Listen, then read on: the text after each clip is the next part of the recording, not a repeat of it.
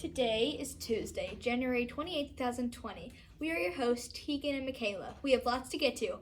But first, let's get to the pledges. I pledge allegiance to the flag of the United States of America and to the republic for which it stands, one nation, under God, indivisible, with liberty and justice for all.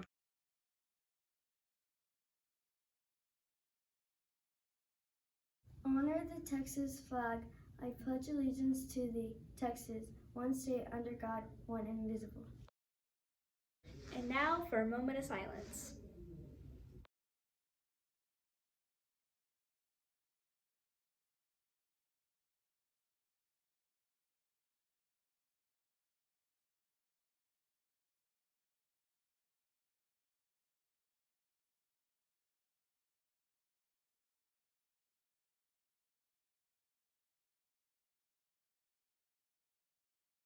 Anne Frank was born in Frankfurt, Germany in 1929. Following the Nazi rise to power and fearing their anti-Semitic policy, the Frank family emigrated to Amsterdam.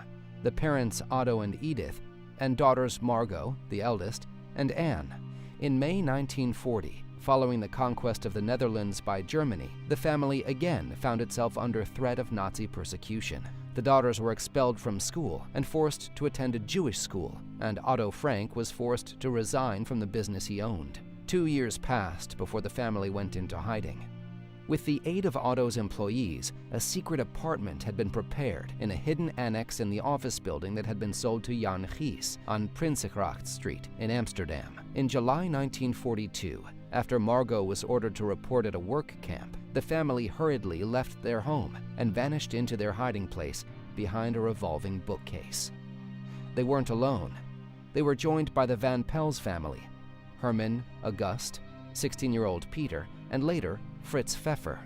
From then on, their communication with the outside world was solely through Otto's 5 employees who risked their lives while providing the family's food and their other needs. A month earlier, Anne received a present for her 13th birthday, a blank notebook with a red checked cloth cover and a small lock. On June 12, 1942, she began to write in it. Less than a month later, on July 8th, 2 days before she went into hiding, she wrote to Kitty, as she called her diary.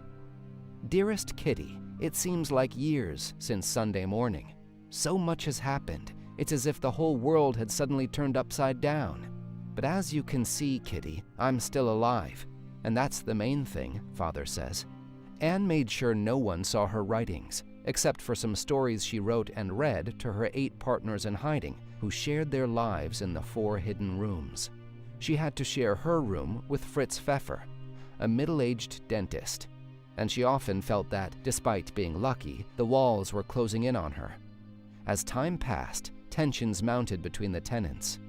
In her diary, Anne speaks of life in hiding, describing those around her candidly, for good and for ill, as well as her relationship with Peter, to whom she grew closer, and Bep, the youngest of the liaisons. Faced with the restrictions of life in hiding, Anne described a turbulent inner world. Friday, December 24th, 1943. Dear Kitty, believe me, if you've been shut up for a year and a half, it can get to be too much for you sometimes, but feelings can't be ignored, no matter how unjust or ungrateful they seem. I long to ride a bike, dance, whistle, look at the world, feel young and know that I'm free, and yet I can't let it show. Just imagine what would happen if all 8 of us were to feel sorry for ourselves or walk around with the discontent clearly visible on our faces. Where would that get us? I sometimes wonder if anyone will ever understand what I mean, not worry about whether or not I'm Jewish and merely see me as a teenager badly in need of some good plain fun. I don't know, and I wouldn't be able to talk about it with anyone since I'm sure I'd start to cry. In March 1944, Anne wrote Kitty that she had heard on the news that after the war, a collection would be made of diaries and letters dealing with the war, adding, "Of course everyone pounced on my diary." Seriously though, 10 years after the war, people would find it very strange to read how we lived, what we ate, and what we talked about as Jews in hiding. It would take me all day to describe everything down to the last detail. Apparently, as a result of the announcement, Anne reread her diary, making corrections in the hope that one day it would be published. After over 2 years, due to an anonymous informer, SS officers with Dutch aid broke down the secret door behind the bookcase. The 8 people in hiding and 2 of the liaisons were arrested. In August 1944, 6 months before the end of the war, they were taken to the Westerbork transit camp, and from there sent to the last train to Auschwitz. Margot and Anne were sent to Bergen-Belsen, where they died of typhus just before the liberation. Otto Frank was the only one to survive.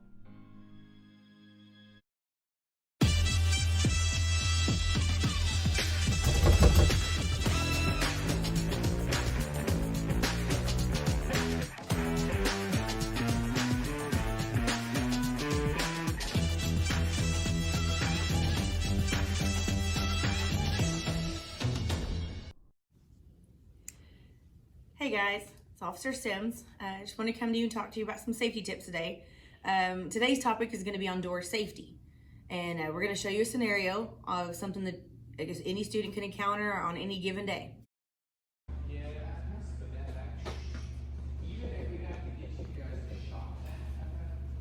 Now, what should the student do in this situation? And so there's someone at the back door that needs to be in. Oh, okay. Well, thanks for letting me know. I'll see what I can do about it, okay? Okay, so what the student should do is not let the person in, even if you know them. If you see someone at the door and they need to be let in, do not open that door. You go find a teacher, find an adult, even if it's somebody you know, a parent, even if it's me. You do not open the door, you go find a grown-up in the office, a teacher, to come and notify them about the person outside of the door, and then they'll take care of it from there. Hey guys, thanks for watching. We'll see you again on another Safety First.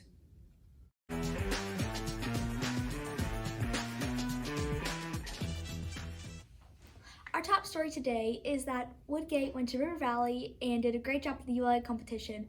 Good job, 5th and 6th grade. 6th grade, your spelling bee is on Wednesday and the winners will be going to a school-wide competition. And now for the weather with Sierra.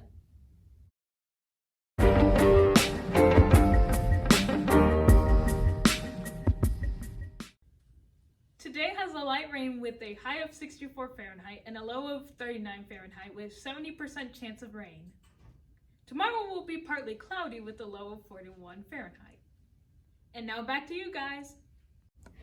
Hope everyone brought an umbrella. And now to Grace with sports.